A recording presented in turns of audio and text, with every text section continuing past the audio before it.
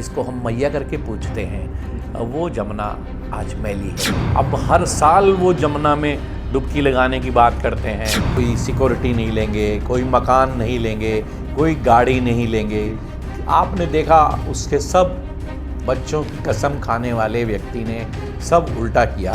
खुली कमीज, खुली पैंट, बड़े एक नंबर से बड़ी चप्पल पहन के लोगों को लुभाने का काम वो करते हैं। जेल से निकलने के बाद केजरीवाल साहब ने क्या किया कि मैं 5 महीने अंदर रहा, इसलिए वो सड़कें सब खराब हो गई। पंजाब से पराली जलती है, इसलिए हमारे दिल्ली में प्रदूषण हो जाता है। लेकिन अब खाली शीश महल बनाने के लिए करोड़ों रुपया सरकार की जेब से चला गया। दिल्ली में शराब की पॉलिसी ले आए, जिसमें उन्होंने करोड़ों करोड़ों रुपए का घपला किया है। कांग्रेस ने तो ये बना लिया था कि ये मुस्लिम देश ही बन जाएगा। भारत में अगर हिंदू मेजॉरिटी में है तो इसमें कोई बुराई नहीं है कि हिंदू राष्ट्र बने। इस प्रकार से अमेरिका के राष्ट्रपति भीड़ में से खोजते हुए भारत के प्रधानमंत्री को गले लगाने की बात को की तरफ बढ़ते हैं, जो Modi ji is the boss.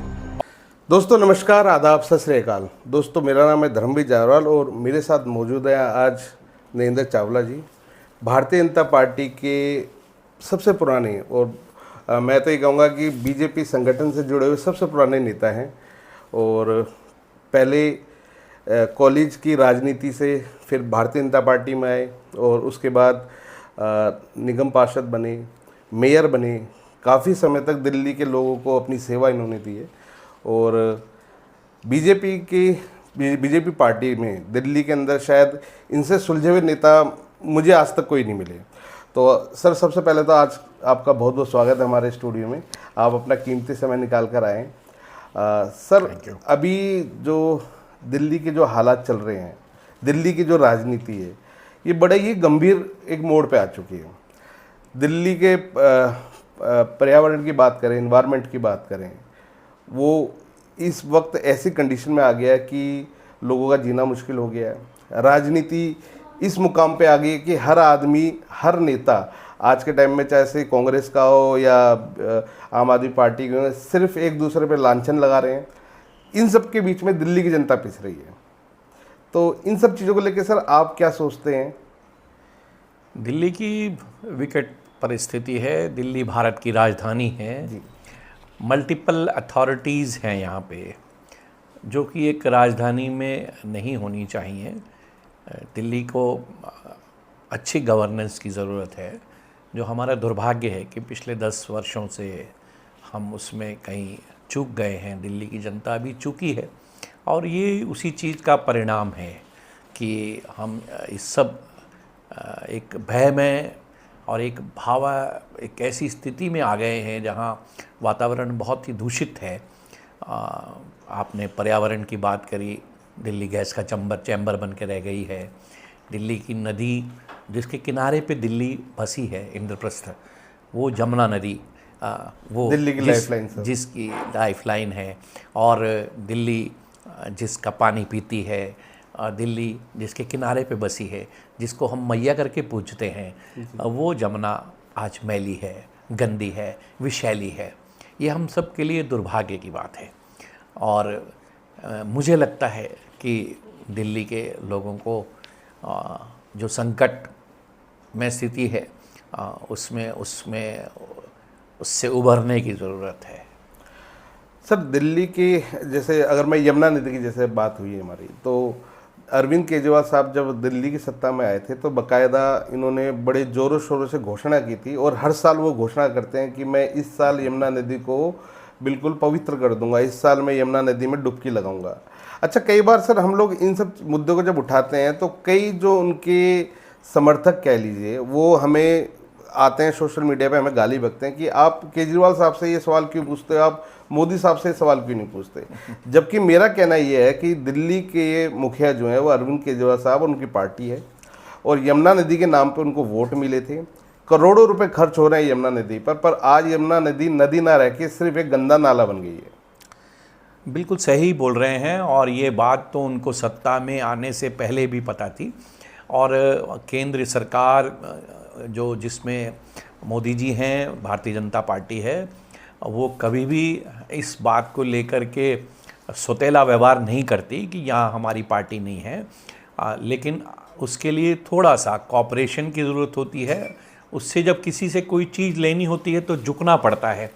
और केंद्र कभी भी किसी चीज़ के लिए मना नहीं करता है, केंद्र तैयार रहता है, बल्कि केंद्र ही है तभी दिल्ली की अभी भी ये हालत बची हुई है। अदरवाइज़ तो और हालत ख़राब हो जाती, क्योंकि केंद्र अभी भी मदद करके बहुत सारी इलेक्ट्रिक बसें दे रहे हैं। अभी भी जमुना को साफ़ करने के लिए और इसको करने के लिए कई हज़ार करोड़ रुपए, 6,000 करोड़ रुपए दिए हैं, लेकिन उनका उपयोग उस काम के लिए नहीं हो रहा है। उस काम के लिए वो उपयोग ना करके उसका दुरुपयोग हो रहा है अपने विज्ञापन दे करके, या किसी और मदों में उनको खर्च किया जा रहा है जिसका हिसाब किताब वो नहीं दे रहे हैं। ये दिल्ली की जनता को ही उनको आखिरकार पूछना पड़ेगा। वो अपने भाषणों से और अपने लुभाने वाली चीज़ों को बतला करके लोगों को झुठलाते हैं, उनको धोखा देते हैं। अब उन्होंने बहुत सारे वादे 10 साल पहले से किए थे। अब हर साल वो जमुना में डुबकी लगाने की बात करते हैं, हर नल में स्वच्छ पानी देने की बात करते हैं, लेकिन हो इसका उल्टा रहा है। सीवर जाम पड़े हैं और नालियाँ बह रही हैं, सड़कों पर कूड़ा जिसको हटाने के नाम से वो निगम में भी काबिज हो गए थे कि हम दिल्ली से कूड़े के पहाड़ हटाएंगे। वो कूड़े के पहाड़ तो उनसे हटे नहीं, उसको भी हटाने के लिए अगर कोई काम कर रहा है तो केंद्र सरकार कर रही है। उनको वहाँ से कूड़े को हटा करके जो नितिन गडकरी साहब जो नेशनल हाईवेज बना रहे, बॉम्बे एक्सप्रेसवे बना रहे, दूसरी सड़कें बना रहे, उन कूड़े को वहाँ से हटा करके उनमें वो इस्तेमाल किया जा रहा है। लेकिन इनके आने के बाद तो पूरी दिल्ली में सड़कों पर और गलियों गलियों में भी कूड़ा हो गया। इनके वायदे और इनकी कथनी और करनी में बिल्कुल अंतर है। उसी प्रकार से इन्होंने कहा था कि हम कोई सिक्योरिटी नहीं लेंगे, कोई मकान नहीं लेंगे, कोई गाड़ी नहीं लेंगे। आपने देखा उसके सब बच्चों की कसम खाने वाले व्यक्ति ने सब उल्टा किया। हम लोकपाल बिल लाएंगे, हम जमुना को साफ़ कर देंगे, हम अच्छी नीतियां लाएंगे। शराब की नीति ले आए, गली गली में गुरुद्वारे, मंदिर, आर्य समाज, उनके आगे शराब की दुकानें खोल दी। ये सब पैसे को कमाने के लिए और सब लोगों को धोखा दे करके अपने सत्ता में काबिज बने रहने के लिए और राज्यों में भी कब्ज़ा करने के लिए, इस विषैली भूख को बुझाने के लिए वो लगे रहे। सर, अभी आपने बात करी डीटीसी बस की, तो अभी लगभग 3-4 दिन पहले डीटीसी एकता यूनियन के जो अध्यक्ष थे श्री ललित कुमार जी, वो ललित चौधरी साहब, वो हमारे यहाँ स्टूडियो आए थे और उन्होंने हमें बताया कि कितनी परेशानियाँ वो लोग झेल रहे हैं। अच्छा, सबसे बड़ी हैरानी की बात ये होती है कि अरविंद केजरीवाल साहब हर बार दिल्ली वालों को बताते हैं हमने इतनी इलेक्ट्रिक बसें हमने लगा दी हैं, हमने इतनी सीएनजी बसें लगा दी हैं, जबकि हमें चौधरी साहब ने बताया कि 70% बसें जो है वो सेंट्रल गवर्नमेंट ने दी हुई हैं, 30% बसें हैं जो सिर्फ दिल्ली सरकार की हैं। पर आज स्थिति ये है कि वो जितनी भी बसें वो ये कहते हैं भैया इलेक्ट्रिक बसें हम लेके आए, हमने चलाई है, और उसके बावजूद वो मोदी सरकार को और बीजेपी गवर्नमेंट को जमकर गालियाँ बकते हैं। उनका काम यही है, एलजी साहब को गाली देना, मोदी साहब को गाली देना, ये उनका एक रवैया बन चुका है कि उनका व्यवहार है। वो जिस विचार को रखते हैं उसमें ये गाली देना उनके स्वभाव में आ गया है। और ये खुली कमीज, खुली पैंट, बड़े एक नंबर से बड़ी चप्पल पहन के लोगों को लुभाने का काम वो करते हैं। आपने ठीक कहा कि वहाँ भी दी गई बसें केंद्र सरकार द्वारा हैं, जो इलेक्ट्रिक बसें हैं, ताकि दिल्ली में प्रदूषण कम हो। कई हज़ार करोड़ रुपए दिल्ली सरकार को प्रदूषण को कम करने के लिए मिल चुका है। कई हज़ार करोड़ रुपए उनको दिल्ली में हेल्थ के सिस्टम को चलाने के लिए मिल चुका है। लेकिन फिर भी उसके बावजूद वो आयुष्मान योजना, जो भारत सरकार की एक महत्वाकांक्षी योजना है, जिसमें 5 लाख तक का इलाज लोगों को मुफ्त मिलता है, बाकी जगह पे बाकी प्रदेशों में लागू है, लेकिन दिल्ली में वो लागू नहीं है। सिर्फ ये कह करके कि यहाँ पे मोहल्ला क्लिनिक चलता है और यहाँ इसकी आवश्यकता नहीं है, जबकि यहाँ हम मोहल्ला क्लिनिक में देख चुके हैं कि किस तरह से जानवर पसरे रहते हैं, वहाँ भ्रष्टाचार हो रहा है। अभी आपने देखा किस प्रकार से बीसीएस और बिजली की कंपनियों में भी जिस प्रकार से पर्दाफाश हुआ है कि किस प्रकार से लोगों को ओवरचार्ज करके, मीटर लगा करके और दूसरे अन्य प्रकार के चार्जेस लगा करके उनको लूटा जा रहा है। कमर्शियल के रेट्स दिल्ली में बहुत हाई हैं, जबकि और राज्यों में बिजली के रेट्स, कमर्शियल रेट्स बहुत कम हैं। और जहां वो फ्री बिजली और फ्री पानी देने का वादा करके दिल्ली के सत्ता में काबिज़ हुए थे, वो अगर आप देखें तो वो झूठा साबित हुआ है। इसी प्रकार से अब वो एक्सपोज होने शुरू हो गए हैं और उनको लग रहा है कि अब वो दिल्ली की सत्ता से जा रहे हैं। सर, जो अरविंद केजरीवाल साहब पहले जब दिल्ली में जब उन्होंने अपनी सरकार बनाई तो काफ़ी टाइम तक जब दिल्ली के अंदर गंदगी कूड़े के ढेर लगने शुरू हुए तो वो हर बार ये रोते थे कि भाई एमसीडी मेरे पास नहीं है, और एमसीडी अगर आ जाए तो हम दिल्ली की सड़कों को पेरिस बना देंगे और सफाई बढ़िया हो जाएगी, जो कूड़े के पहाड़ हैं वो ख़त्म हो जाएंगे। कूड़े के पहाड़ ख़त्म तो हुए नहीं, और बढ़ गए हैं। इवन कि उनके आसपास रहने वाले 3-4 किलोमीटर के एरिया के अंदर जो लोग रहते हैं उनकी जीवन तो वैसे भी नर्क कर दिया है सर। दूसरी बात ये, अब वो एमसीडी भी उनके पास आ गई है। एमसीडी में भी अरविंद केजरीवाल साहब की तमाम इनके नेता हैं, तो उसके बावजूद भी दिल्ली के अंदर एक कूड़े के मतलब ये पहाड़ तो एक अलग चीज़ है सर। आप गली कूचों में चले जाओ, इवन कि जो हमारा दफ्तर है, आपका घर जहाँ जनकपुरी में भी है, यहाँ पे भी कूड़े के पहाड़ लगे हुए हैं सर। जी, ऐसा मैंने पहले भी बताया कि वो इस नाम से कह कर के दिल्ली नगर निगम में आए थे कि हम दिल्ली में कूड़े के पहाड़ हटा देंगे। वो तो हटे नहीं, बल्कि गली गली में, सड़कों पर भी, जहाँ कूड़ा घर हैं वहाँ भी, जहाँ एफसीटीएस लगे हैं वहाँ भी, सब जगह पर कूड़ा लबालब सड़कों पर फैल गया, गंदगी फैल गई। आवारा जो जानवर हैं वो सब कूड़ा घरों के आसपास नज़र आए, दीवारें टूट गईं, पूरी तरह से सब कचरा ही पड़ा हुआ है। उसको साफ़ करने की मंशा उनकी नहीं है। इसके लिए विज़न चाहिए होता है, उसके लिए कुछ करना होता है। कचरे से बिजली बनाना, कचरे से और चीज़ें बनाना, मलबा जो घरों से निकलता है कंस्ट्रक्शन के टाइम, सीएनडी वेस्ट, उससे टाइल्स बनाना, ये सब विजन्स हमने 15 साल जब हम निगम में रहे तो हमने ये सब विजन्स करे और हमने इस सब पर काम किया।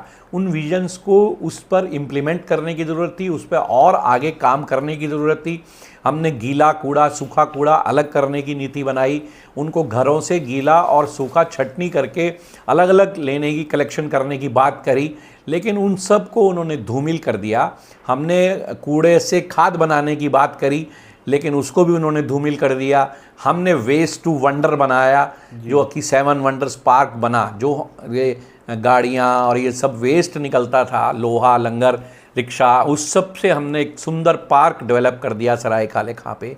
उसके अलावा भी अगर आपने देखा हो तो पंजाबी बाग में भी हमने पूरे भारतवर्ष के जितने मोमेंटो हैं, जितने मोमेंट्स हैं, जितनी अच्छी आकर्षित बिल्डिंग्स हैं और सब चीज़ें हैं वहाँ की, उन सब बिल्डिंग्स को भी वहाँ बनाया। बॉम्बे को भी बनाया, महाराष्ट्र का, इसी तरह से अलग अलग प्रदेशों को, आंध्र प्रदेश, इन सब का भी वहाँ पे हमने एक बहुत सुंदर हमने एक पार्क को डेवलप किया, वो भी वेस्ट से भी इकट्ठा करके किया। ये सब पर लेकर के दूसरे राज्यों ने तो काम किया, लेकिन इन्होंने उस पर काम नहीं किया, बल्कि ये उन फाइलों पर भी बैठ गए, उसको आगे नहीं बढ़ाया, उसके फिर उसको काम को स्लो कर दिया। ऐसे ही मेट्रो के भी काम को आगे बढ़ाने में ये रोकते हैं, फाइलों पे साइन नहीं करते। इस प्रकार से अटल बिहारी वाजपेयी साहब के ज़माने में, मदन लाल खुराना साहब के ज़माने में जिस प्रकार से मेट्रो का विस्तार हुआ, तो वो सब काम है। और अभी देखिए, आप पोल्यूशन की बात में फिर आता हूँ, जिस प्रकार से यूएआर का बनाया, कितने हज़ार ट्रक दिल्ली से होके ही ना गुजरें, इस सब की विजन जो है गडकरी साहब और मोदी साहब ने रखी, तभी ये बाहर से सब निकल कर के जाते हैं, जो कि दिल्ली में से होकर के हैवी ट्रैफिक होकर के जाता था। अगर आप ये सोचिए कि अगर वो ट्रक्स भी अभी दिल्ली में होकर के गुजरते होते तो ट्रैफिक का क्या हाल होता और यहाँ पोल्यूशन का और कितना बुरा हाल होता। अभी भी ग्रैफ जो है 3 या 4 लग गया है, कल से, आज से लग गया है, उसको लागू कर दिया गया है, जिसमें कंस्ट्रक्शंस पे रोक लगी है। लेकिन मेजर कारण उसमें क्या बताया जा रहा है, जो सड़कों पे धूल पड़ी है, जो उसको सफाई नहीं की जा रही है, उसको हटाया नहीं जा रहा है, ये सब भी इसकी जिम्मेवार कौन है। आप रोहतक रोड से अंदर एंटर करिए दिल्ली में, आप तमाम खड्डे इतने गड्ढे हैं, और फिर उसका दोष जेल से निकलने के बाद केजरीवाल साहब ने क्या किया कि मैं 5 महीने अंदर रहा इसलिए वो सड़कें सब खराब हो गई। अरे 5 महीने आप अंदर रहे लेकिन आम आदमी पार्टी की ही सरकार थी, 5 महीने में ही वो सब खड्डे हो गए और ख़राब हो गए। मेरे को काम नहीं करने दिया गया, मुझे हमारी सरकार के कामों को रोका गया है। अरे सरकार भारतीय जनता पार्टी के लोगों ने आके खड्डे कर दिए क्या, या वहाँ पे मिट्टी डाल दी क्या? आप करते ना सफाई, आपको कौन मना कर रहा है? लेकिन ये सब दोषारोपण की नीति करना और फिर अपने नामों की वाहवाही लूटना, और यही सब काम है। पहले पंजाब के ऊपर दोषारोपण करते थे कि पंजाब से पराली जलती है इसलिए हमारे दिल्ली में प्रदूषण हो जाता है, लेकिन अब पंजाब में सैकड़ों जगह पे, फिरोजपुर और दूसरी जगहों पे टीवी में और कैमरे से पता लग रहा है, गूगल से पता लग रहा है, पिक्चर से, कि वहाँ पे पराली जलाई जा रही है, लेकिन वहाँ पे कोई एक्शन नहीं है। अब उनका दोष हरियाणा और उत्तर प्रदेश पे है कि वहाँ पे पराली जल रही है। अब हमारे को उत्तर प्रदेश से तकलीफ हो रही है क्योंकि उत्तर प्रदेश में भारतीय जनता पार्टी की सरकार है, इसलिए दूसरों पर दोषारोपण करना एक उनकी आदत बन गई है। ये ऐसा हमें महसूस होता है। अच्छा सर, केजरीवाल साहब का भी पीछे उन्होंने एक बयान भी दिया था। उनका कहना था कि भाई दिल्ली में भारतीय जनता पार्टी के 7 सांसद हैं और हमें ये लोग काम नहीं करने देते, हम लोग कोई प्लानिंग करते तो इसको ये लोग खाली मतलब आंदोलन करना है या हमें नीचा दिखाने का काम कर रहे हैं, पर हमें काम नहीं करने दिया जा रहा है। और अगर दिल्ली में कोई काम रुक रहे हैं तो वो इनके 7 सांसद हैं जो इनके कामों को रोक रहे हैं। किसी ने नहीं रोका। पहले भी दिल्ली के 7 सांसद भारतीय जनता पार्टी के थे, अब भी दिल्ली के 7 सांसद भारतीय जनता पार्टी के हैं। अभी निगम में आम आदमी पार्टी की सरकार है और विधानसभा में भी दिल्ली में आम आदमी पार्टी की सरकार है। आपको काम करने से कौन रोक रहा है? आप अच्छे कामों को लेकर के आइए, आप रचनात्मक कंस्ट्रक्टिव काम करिए, आपको कोई नहीं रोक रहा है। आप खुद किसी फाइल पे साइन करेंगे नहीं, किसी प्रिजाइडिंग अफसर को बनाने के लिए भी साइन नहीं करेंगे। खाली शीश महल बनाने के लिए करोड़ों रुपया सरकार की जेब से चला गया। कितने एयर कंडीशन लगाए, कितनी जगह उन्होंने घेर ली, कितने बेडरूम्स उन्होंने बना लिए, कितने के सोफ़े और कितने कपबोर्ड्स उन्होंने ले लिए। इसकी सब की क्या आवश्यकता थी, जबकि वो कहते थे कि मैं आम आदमी हूँ। और किस प्रकार से उन्होंने बिहेव किया ये किसी से छुपा हुआ नहीं है। और किस प्रकार से वो दिल्ली में शराब की पॉलिसी ले आए जिसमें उन्होंने करोड़ों करोड़ों रुपए का घपला किया है, भ्रष्टाचार किया है, और वो भ्रष्टाचार गवाही से स्पष्ट हो गया। वो खुद कहते थे कि मैं भी कभी पकड़ा जाऊं या कभी मैं भी पाया जाऊं तो मुझे जेल भेजा जाए, और मनीष सिसोदिया भी कभी पकड़े जाएं तो उन सबको भी जेल हुई है। और वो कोई अभी छूटे नहीं हैं, अभी बेल से छूटे हैं। बेल हिंदुस्तान में एक न्यायिक प्रक्रिया है, उसमें एक समय के बाद एक आदमी को जेल में नहीं रखा जा सकता जब तक कि वो सारी चीजें, प्रोसीजर्स को पूरा ना किया जाए।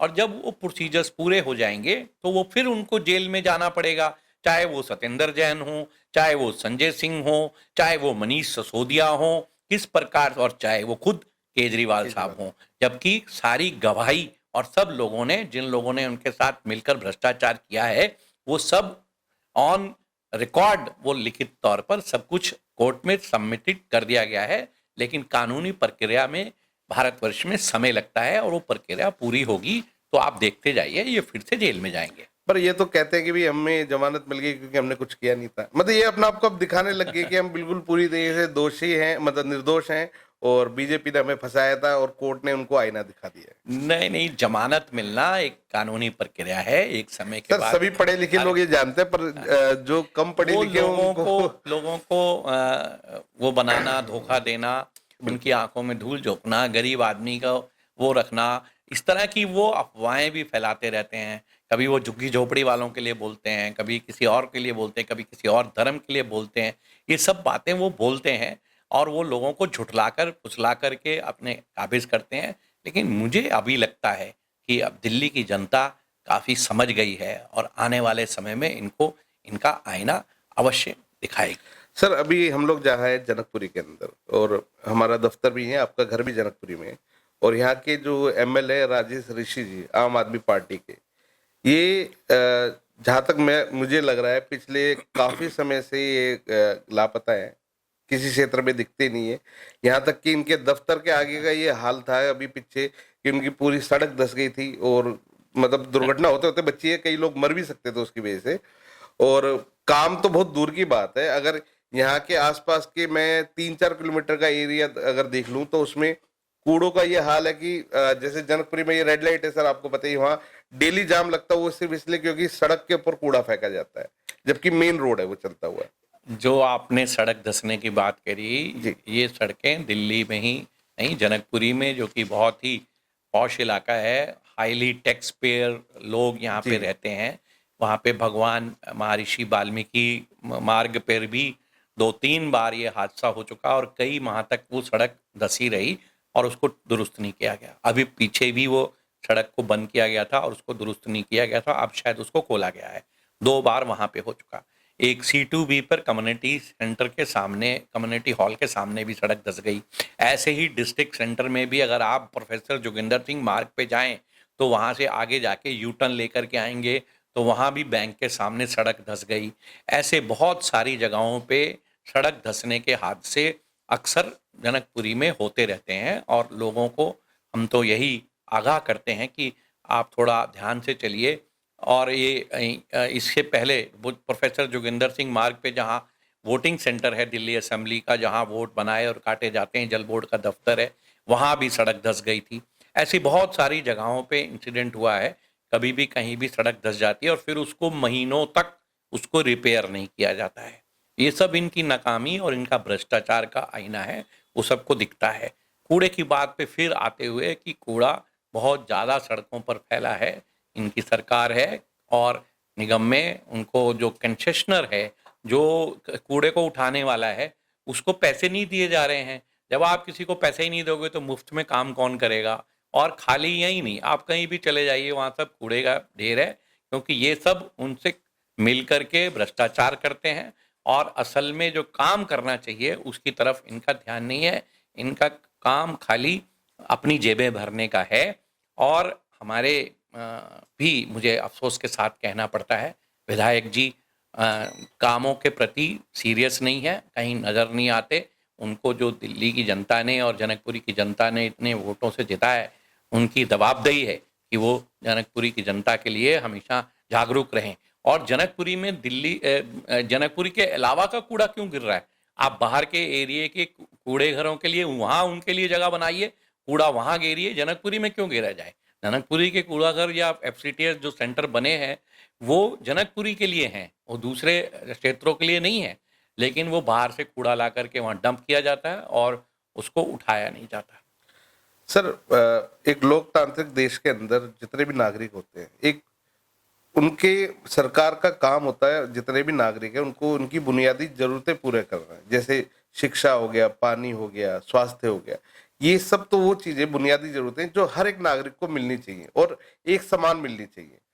पर अगर मैं बात करूं दिल्ली की, जो कि देश की राजधानी है, हमारे इस दफ्तर के अंदर भी अगर हम शाम के समय मोटर चलाते हैं तो काला जहरीला पानी आता है। तमाम लोग जो हैं वो पानी के लिए आज के समय में परेशान है। एक टाइम में बामुश्किल पानी आता है, वो भी साफ आ जाए तो आम आदमी को यही पानी पीना पड़ता है, क्योंकि इतने पैसे होते नहीं कि घर में वो आरओ वगैरह कोई सिस्टम लगा सके। अधिकतर कॉलोनियां आज भी दिल्ली में ऐसी है जिनमें पानी जो है वो टैंकर से सप्लाई होता है। मारा मारी है सर इसके लिए, और कई जगह तो ये हाल है कि वहां तो टैंकर भी नहीं पहुंच पाते। तो इन सब चीजों को लेके अगर मैं एक वोटर के ऐसे से बात करूं सर, तो क्या आपको लगता है कि ये जो हो रहा है दिल्ली की जनता के साथ, ये ठीक है? टैंकर माफिया को हटाने के नाम से ये आए थे, शीला दीक्षित को जेल में भेजेंगे इस नाम से ये आए थे, जी। दिल्ली में लोकपाल बिल लाएंगे ये इसको कह करके लाए थे, बिजली और पानी के बिल माफ होंगे, वो मुफ्त होगी ये उसको कह करके आए थे। लेकिन इसमें से कोई काम इन्होंने नहीं किया। जहरीला पानी, गंदा पानी और सीवर वाला पानी दिल्ली की जनता को, जनकपुरी की जनता को पीने के लिए मिल रहा है, क्योंकि सीवर और पानी की लाइनें आपस में मिक्स हो गई हैं। सीवर, दिल्ली जल बोर्ड का जो मामला है, हजारों करोड़ रुपए वो घाटे में चला गया है, जबकि वो कई हजार करोड़ के फायदे में चलता था। इन्होंने उसका भ्रष्टाचार करके उसको सबको उसका बट्टा गोल कर दिया है। इसलिए सीवर आज साफ नहीं होते। सीवर के जो टेंडर किए जाने चाहिए, उसको ट्रंक सीवर्स को क्लियर किया जाना चाहिए, जो बड़ी मशीन और ट्रक के मशीनों के माध्यम से किया जाता है। यहाँ पे डिस्ट्रिक्ट सेंटर और फिर केशवपुरम मंडी के पास जो ट्रंक सीवर्स हैं जहां आगे थ्रू होता है, उसको जो क्लियर करने का टेंडर है उसको नहीं लगाया जाता। और दिल्ली की जनसंख्या भी बड़ी है, और आप अगर वर्टिकली देखें बहुत सारे फ्लोर्स बने हैं, लोगों की जनसंख्या बड़ी है, उसको देख करके जो पाइपलाइंस का सुधार और उसको जो बनाने का काम इनको करना चाहिए था वो इन्होंने नहीं किया। इसलिए ये प्रॉब्लम खाली जनकपुरी में नहीं, पूरी दिल्ली में ये जो समस्या बनी हुई है। और पीने का पानी लोग खरीद करके, मजबूरी में खरीद करके 30 रुपए की 20 रुपए की बोतल बाज़ार से खरीद करके पानी क्या ला करके पी रहे हैं। सर 2025 में अब आने वाले चुनाव हैं, और इन चुनाव को लेके आप किस नज़रिए से देखते हैं इस चुनाव को? मैं पहले वाली बात में और आपके एक जोड़ना चाहता हूं कि यहाँ पे जनकपुरी और इस तरफ पंखा रोड पे एक नाला बहता है जो कि फ्लड डिपार्टमेंट का है, जिसको उनको साफ़ करना चाहिए। वो साफ़ ही नहीं करते। कितनी गंदगी और कितनी बदबू वहाँ से आती है गुजरने के लिए। बहुत सारे वहाँ पे एंट्री पॉइंट्स हैं जिसमें जो लोग अंदर की तरफ वहाँ रहते हैं उस पुलों से होकर के गुजरते हैं, उनको साफ़ किया जाना चाहिए, वो साफ़ नहीं किया जाता। और जो आपका दूसरा प्रश्न है कि 2025 में जो विधानसभा का चुनाव है वो चुनाव बहुत ही गंभीर है और बहुत ही संजीदगी से दिल्ली की जनता को सोच समझ करके उसमें वोट देना चाहिए। और मुझे लगता है कि ये एक्सपोज हुए हैं और भारतीय जनता पार्टी इसमें अपने सभी सीटों पर, बहुत सारी सीटों पर जीत करके आएगी और लोग समझदारी से इसमें वोट देंगे, ताकि दिल्ली में जो काम विकास के रुके हुए हैं, जो इस तरह के जो इंफ्रास्ट्रक्चर को डेवलप करने के लिए, चाहे वो जल बोर्ड के हों, चाहे वो ट्रैफिक के लेकर के हों, चाहे वो पोल्यूशन को लेकर के हों, या और स्वास्थ्य को लेकर के हों, इसमें मूलचूल सुधार करने की आवश्यकता है। केंद्र ने तो बहुत सारे एम्स और बहुत सारे अस्पताल बनाए हैं, लेकिन दिल्ली सरकार ने कोविड के समय में भी अस्पतालों में अपने हाथ खड़े कर दिए थे। तब अमित शाह साहब ने अपनी बागडोर अपने हाथ में ली थी, तब जाकर के ये दिल्ली की हालत कुछ सुधरी थी। नहीं तो इन्होंने तो ना इनके पास ऑक्सीजन थी, ना इनके पास ऑक्सीजन को पहुंचाने के लिए वो टैंकर्स थे, ना इनके पास और जो सुविधाएं दी थी, बल्कि जो केंद्र सरकार से भी सुविधाएं मिल रही थी उस पर ये अपने स्टिकर्स चिपकाने का काम कर रहे थे कि ये केजरीवाल साहब का है, देन है। ये वो उल्टा काम कर रहे थे। वो तो देखा गया था, वो तो काफ़ी सारी वीडियोस भी देखी गई। सर आने वाले चुनाव में कांग्रेस और राहुल गांधी जी को आप किस जगह देखते हैं? क्योंकि जिस हिसाब से अभी पिछले काफ़ी समय के अंदर राहुल गांधी जी ने कहते हैं कि कांग्रेस का काफ़ी कद बढ़ाया है, तो इसको आप किस नज़रिए से देखते हैं? देखिए, उनको इस देश से प्रेम नहीं है। गांधी परिवार ने बहुत साल राज्य किया है जी, इस देश में राज किया है, उस चीज़ का उनको फूबिया है। और उनको इस देश से जिसको प्रेम होता है वो इस तरह का व्यवहार नहीं करता है। हाँ, वो सत्ता के लालच और लोभ में रहते ज़रूर हैं। उनको सत्ता का मोह है, वो उनको मिल नहीं पाता है। इसलिए वो अभी दूसरी पार्टियों से हाथ मिला करके कोशिश करते हैं कि उनके वोट बैंक्स के साथ मिल करके, चाहे वो इनिशियली उन्हीं का वोट बैंक रहा हो, उनके साथ वो मिल करके उनके वोट्स को ग्रैब करके कुछ सीटों पर काबिज होने की बात समझते हैं, करते हैं। लेकिन मुझे लगता है कि उनका जहाज जो है वो डूब गया है और डूब रहा है। सर भारतीय जनता पार्टी पे तमाम विपक्ष के नेता, यहाँ तक कि अरविंद केजरीवाल साहब भी ये इल्जाम हमेशा लगाते हैं कि बीजेपी लोगों को धर्म के आधार पर बांटने की कोशिश करती है। नहीं, भारतीय जनता पार्टी जो इस देश को अपना देश माने, अपना राष्ट्र माने, उसको कभी बांटने की बात नहीं करती है। भारत देश में सभी धर्मों के लोग रहते हैं। भारतीय जनता पार्टी के नेता मोदी जी हैं। मोदी जी हर धर्म के उसको स्वीकार करते हैं, हर उसका अभिनंदन करते हैं, स्वागत करते हैं, चाहे वो सिखों का हो, चाहे वो मुस्लिम्स का हो, चाहे वो क्रिश्चियंस का हो। वो सभी के धर्मों में के कार्यक्रमों में पार्टिसिपेट करते हैं, वो जाते हैं, उनमें अपना उनको अभिवादन करते हैं, उनको बधाई देते हैं और उनको अपने साथ जोड़ करके काम करने की भारतीय जनता पार्टी की नीति हमेशा रही है।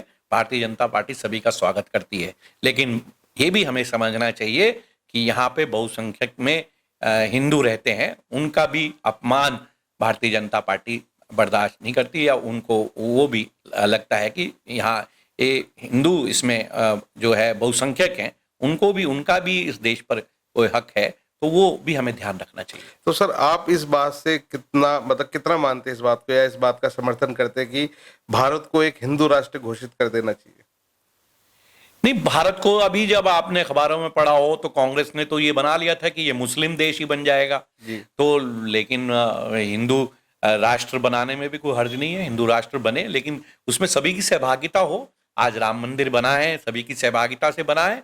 और भारत में अगर हिंदू मेजॉरिटी में है तो इसमें कोई बुराई नहीं है कि हिंदू राष्ट्र बने। हिंदू राष्ट्र में ये थोड़ा है कि हम किसी किसी को काट देंगे, किसी को मार देंगे, या किसी का वध कर देंगे, या किसी का अपमान करेंगे, ऐसा नहीं है। लेकिन हाँ, उनका भी सम्मान होना चाहिए, आपके धर्म का भी सम्मान होना चाहिए, आप भी सम्मानित ढंग से रहें, आप भी प्यार से रहें। छोटे भाई बड़े भाई का जैसे रिश्ता होता है उस रिश्ते से रहिए। कब मना करते हैं भारत देश हिंदू राष्ट्र बने, ऐसी सबकी है। और भारत ही खाली हिंदू राष्ट्र नहीं, विश्व गुरु बने, ऐसी भी कल्पना भारत के लोग और भारत के राजनेता कर सकते हैं। सर, अभी पीछे बांग्लादेश में जब दंगे हुए, उसके अलावा पहले श्रीलंका में भी हुए थे, पाकिस्तान में भी जो हिंदू रहते हैं उनके साथ भी अक्सर जिस तरह का व्यवहार होता है वो छुपा नहीं है। इन सब चीज़ों को लेके कई बार लोग ये कहते हैं कि जो प्रधानमंत्री मोदी है उनको इन सब चीज़ों में हस्तक्षेप करना चाहिए। और कहीं ना कहीं अगर जो हिंदू है, अगर बांग्लादेश में कोई हिंदू है, बांग्लादेश में जो दंगे हुए थे वो उनका इंटरनल एक मामला था, पर घूम फिर के हुआ क्या कि लास्ट में वहां पे हिंदुओं को पीटा जा रहा था, हिंदुओं के साथ मार पिटाई हो रही थी। अभी कनाडा में जैसे आपको पता है कि हिंदू मंदिर के ऊपर अटैक हुआ, हिंदुओं के ऊपर अटैक हुआ। इन सब चीजों को लेके भारतीय जनता पार्टी या प्रधानमंत्री मोदी पीएमओ या किसी और देश के हों, जो Modi ji is the boss, और किस प्रकार से अपने घुटने के बल पर आ जाते हैं देश के राष्ट्रपति, किस प्रकार से अमेरिका के राष्ट्रपति भीड़ में से खोजते हुए भारत के प्रधानमंत्री को गले लगाने की बात को की तरफ बढ़ते हैं, कोई हाथ मिलाने की तरफ बढ़ता है।